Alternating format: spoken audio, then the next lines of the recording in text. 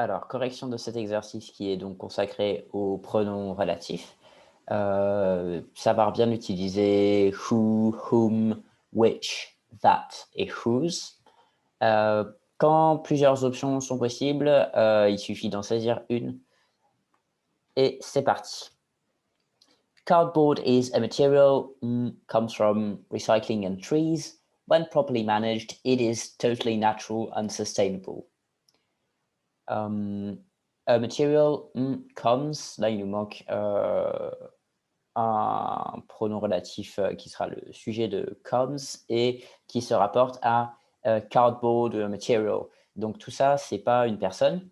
Donc on va pas utiliser who, on va utiliser that ou which pour donner cette information, pour identifier ce matériau. On va utiliser that, c'est celui qui sera le plus fréquemment utilisé, surtout dans un contexte américain. On utilisera bien davantage that que which. Il ne faut pas hésiter à l'adopter assez systématiquement si vous avez des doutes. Deuxième phrase. Anna Driftmere is a scenographer and production designer whose work extends across the US and Europe. A production designer, work. Work se rapporte à production designer. Donc, une scénographe dont le travail s'étend à travers les États-Unis et l'Europe, dont whose. This cabinet embodies the artistry of the golden age of cabinet making. Final flourish was the Art Deco period of the 1920s and 30s. Donc ce meuble, ce cabinet incarne les qualités artistiques de l'âge d'or de l'ébénisterie. Fine flourish was the Art Deco period. L'ébénisterie dont la dernière grande période a été la période Art Déco des années 20 et 30. Fine flourish se rapporte à cabinet making, donc dont le dernier grand moment, le dernier moment de gloire, etc. It is made of wood. It is made of a wood, has unique technical properties. Donc this cabinet is made of a wood which has, that has technical properties. On donne des informations sur ce bois, on identifie ce bois. C'est des informations qui sont essentielles ici pour définir ce bois. Si on enlevait that has unique properties, it is made of a wood, on reste là sans, il manquerait quelque chose. Donc, on peut utiliser that ou which. Below is some information for people who want to learn more about plastics. Ci-dessous se trouvent des informations pour les gens qui veulent en apprendre davantage sur les différents plastiques. People who want to, les personnes qui veulent. Ici, il s'agit bien de personnes. Du coup, on utilise who et uniquement who. Pas that, pas which, pas autre chose. Who wants, pronom sujet relatif et ensuite le reste de la phrase. So-called environmentally friendly plastics fall into three types. Bioplastics are made from natural materials such as cornstarch. Donc les soi-disant plastiques qui sont bien pour l'environnement se regroupent dans trois catégories. Les bioplastiques are made from natural materials such as cornstarch. Les bioplastiques sont sujets de ce qui vient après, de la proposition relative. Which are made from, that are made from. On va mettre which pour changer un petit peu, mais on aurait très bien pu ici mettre that aussi, puisque les informations qui arrivent après nous permettent d'identifier ces bioplastiques par rapport aux autres catégories. Donc les bioplastiques qui sont fabriqués avec des matériaux naturels tels que l'amidon de maïs. Deuxième phrase, biodegradable plastics made from traditional petrochemicals are engineered to break down more quickly. Euh, la proposition relative ici, elle se rattache à biodegradable plastics are engineered to. Cette fois, on va donner des informations qui ne sont pas essentielles, qui sont complémentaires, disons, pour enrichir les informations sur ces plastiques biodégradables. Du coup, on a une virgule ici, que vous avez repérée, j'espère, et qui nous signifie que on ne peut utiliser que which. Hein. Autant ici, on pouvait utiliser that ou which dans la première phrase, autant ici, on a la virgule qui nous signale que derrière, il nous faut uniquement which. Et troisième phrase, pardon, je traduis peut-être au cas où. Donc les plastiques biodégradables fabriqués à partir de produits pétrochimiques traditionnels qui sont conçus pour se dissoudre plus rapidement. Et la dernière phrase, eco-recycled plastics are simply plastics made from recycled plastic materials rather than raw petrochemicals. Are simply, ça se rattache à eco-recycled plastics, donc sujet de la proposition relative qui vient après. On donne des informations complémentaires sur ces eco-recycled plastics. On a une virgule ici. Il nous faut which. Hein, on a une virgule. C'est des informations qu'on pourrait enlever d'une certaine façon. La catégorie, on a déjà. C'est la catégorie des plastiques éco-recyclés. Et du coup, eh bien, on utilise which, on ne peut pas utiliser that.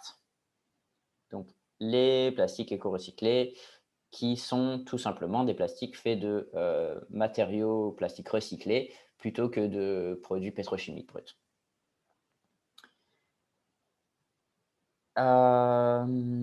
Sixième phrase. Some plastics start to go yellow after long exposure to daylight, more specifically to the ultraviolet light sunlight contains. Certains plastiques commencent à jaunir après avoir été longtemps exposés à la lumière naturelle et plus spécifiquement à la lumière ultraviolette que contient la lumière du soleil. The ultraviolet light sunlight contains, that sunlight contains, which sunlight contains, on va mettre that, la lumière ultraviolette que contient le soleil. Là, on a vraiment besoin de ces informations sur la lumière qui précisent d'où vient cette lumière ultraviolette. Donc, that ou which. Et pas who, parce que la lumière ultraviolette, ça n'est pas une personne, ni un personnage ou quelque chose comme ça.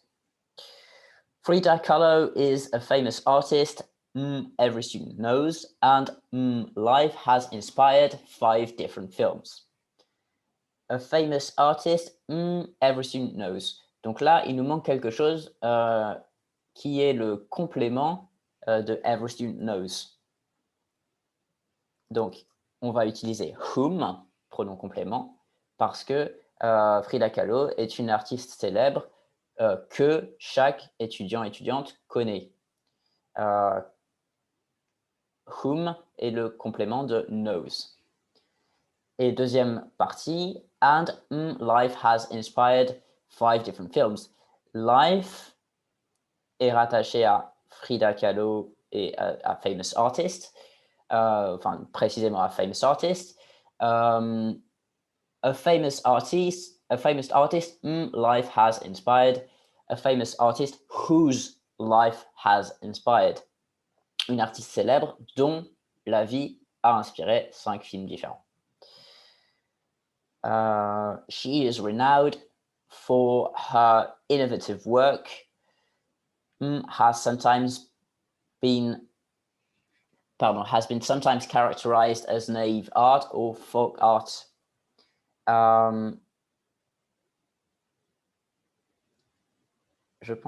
Au passage, je pense qu'il y a une erreur que je corrigerai d'ici quelques instants sur le placement de sometimes.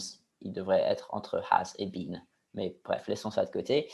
She is renowned for her innovative work, which has sometimes been characterized as naive art or folk art. Donc, elle est célèbre pour son œuvre novatrice qui a parfois été caractérisée comme de l'art naïf ou du folk art. Ici, on donne des informations complémentaires sur l'œuvre novatrice de Frida Kahlo. On a une virgule avant which. On ne peut utiliser que which pour donner ces informations complémentaires. Deuxième partie de la même phrase. She is renowned for blah blah blah, as well as for her relationship with Diego Rivera, to whom she showed her work in 1929 and to whom she was married in the same year. Donc, elle est également connue pour sa relation avec Diego Rivera, à qui elle a montré son œuvre en 1929 et à qui elle a été mariée la même année. Cette fois, on a un pronom qui est complément. She showed her work to Diego Rivera. Donc, on utilise whom. Et de même ici, to whom she was married, puisque whom est le complément de she was married in the same year. Dernière phrase.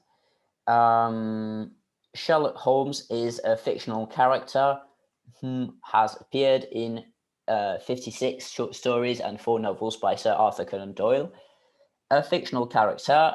Alors, cette fois, certes, c'est un personnage fictif, mais si on remplaçait ici le début de la phrase Sherlock Holmes, on dirait he is a fictional character. On resterait quand même sur l'idée d'une personne humaine. Et du coup, comme il nous faut le pronom sujet ici, on va utiliser who has appeared. Donc, un caractère fictif qui est apparu dans 56 nouvelles et 4 romans de Sir Arthur Conan Doyle. In the latest BBC adaptation, he is played by Benedict Cumberbatch, a British actor who gained international acclaim for his role in the TV series. Donc, dans la dernière adaptation de la BBC, il est joué par Benedict Cumberbatch, un acteur britannique qui a gagné une renommée internationale pour son rôle dans la série télé. A British actor who, évidemment, il s'agit d'une personne, pas d'un objet, et il s'agit ici d'un pronom sujet. An actor who gained international acclaim for his role in the TV series. On vérifie et tout est bon.